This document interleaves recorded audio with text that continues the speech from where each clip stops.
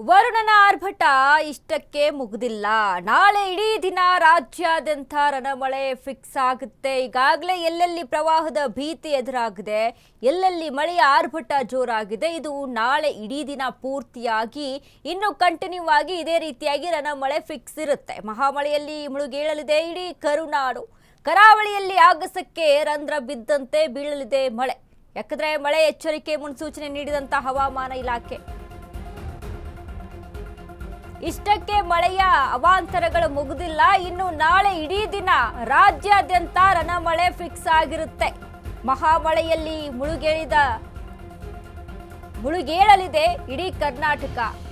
ಕರಾವಳಿಯಲ್ಲಿ ಆಗಸಕ್ಕೆ ರಂಧ್ರ ಬಿದ್ದಂತೆ ಬೀಳಲಿದೆ ಮಳೆ.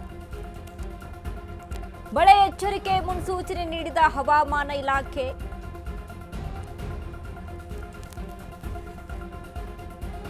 ಈಗಲೇ 5 ಜಿಲ್ಲೆಗಳಿಗೆ ರೆಡ್ ಅಲರ್ಟ್ ಘೋಷಣೆ ಆಗಿದೆ. ಶಿವಮೊಗ್ಗ, ಉಡುಪಿ, ಉತ್ತರ ಕನ್ನಡ, ದಕ್ಷಿಣ ಕನ್ನಡ, ಬೆಳಗಾವಿ ಜಿಲ್ಲೆಗಳಿಗೆ ರೆಡ್ ಅಲರ್ಟ್ ಘೋಷಣೆಯನ್ನ ಮಾಡಲಾಗಿದೆ.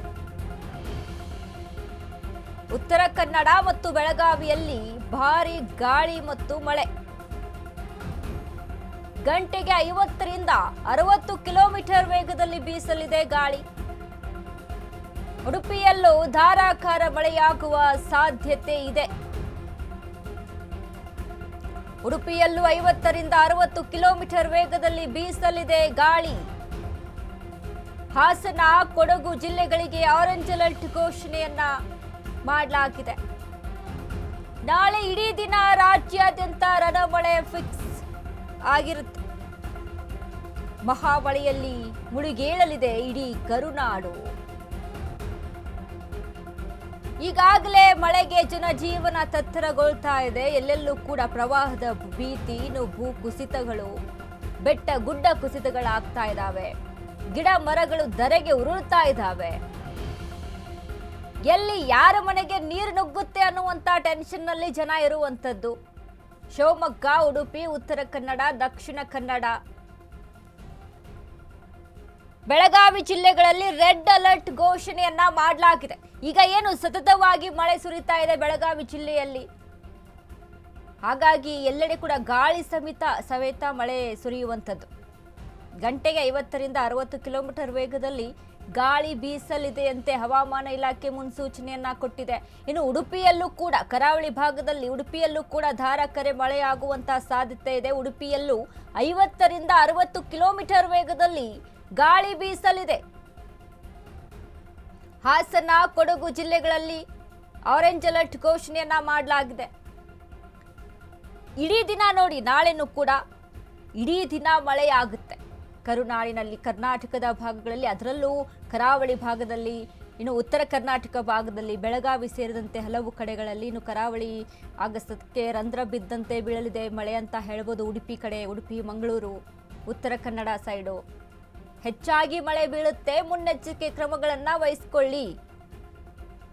ಯಾರು ಹೆಚ್ಚಾಗಿ ಹೊರಗಡೆ ಓಡಾಡುವಂಥದ್ದು ಅಥವಾ ಗುಡ್ಡಗಾಡು ಪ್ರದೇಶಗಳಲ್ಲಿ ಓಡಾಡುವಂಥದ್ದು ನೋಡಿ, ಈಗ ಕರಾವಳಿ ಮಾನ್ಸೂನ್ ಇದೆ ಅಪ್ಪ, ನಾ ಈ ಕರಾವಳಿ ಭಾಗಗಳಿಗೆ ಹೋಗಿ, ಮಲೆನಾಡು ಭಾಗಕ್ಕೆ ಹೋಗಿ ಒಂದು ರೌಂಡ್ ಟ್ರಿಪ್ ಮಾಡ್ಕೊಂಡು ಬರೋಣ ಅಂತ ಏನು ಪ್ಲಾನಲ್ಲಿ ಇರ್ತಿರಲ್ಲ, ಅವನ್ನೆಲ್ಲ ಪ್ಲಾನ್ಗಳನ್ನ ಕ್ಯಾನ್ಸಲ್ ಮಾಡಿಬಿಡ್ಬೇಕು.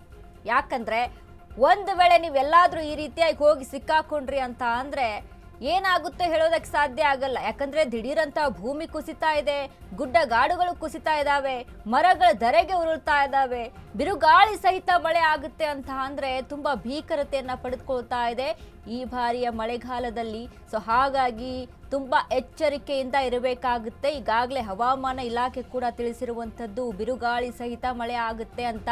ಇನ್ನು ನೋಡಿ, ಮತ್ತೊಂದು ರೈತರು ಸಹಿತ ಇದನ್ನ ಗಮನಿಸಬೇಕು.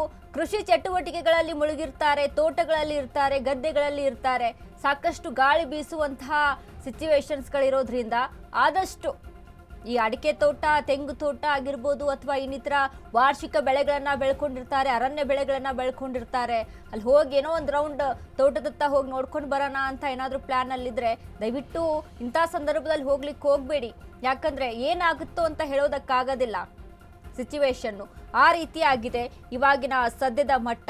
ಯಾಕಂದ್ರೆ ಹವಾಮಾನ ಇಲಾಖೆ ಕೂಡ ಮುನ್ನೆಚ್ಚರಿಕೆಗಳನ್ನ ತಿಳಿಸಿಬಿಟ್ಟಿದೆ. ಈಗಾಗಲೇ ನಾಳೆ ಸಹಿತ ಸತತವಾಗಿ ಇಡೀ ದಿನ ಮಳೆ ಸುರಿಯುತ್ತೆ ಅಂತ ಹೇಳಲಾಗ್ತಾ ಇದೆ.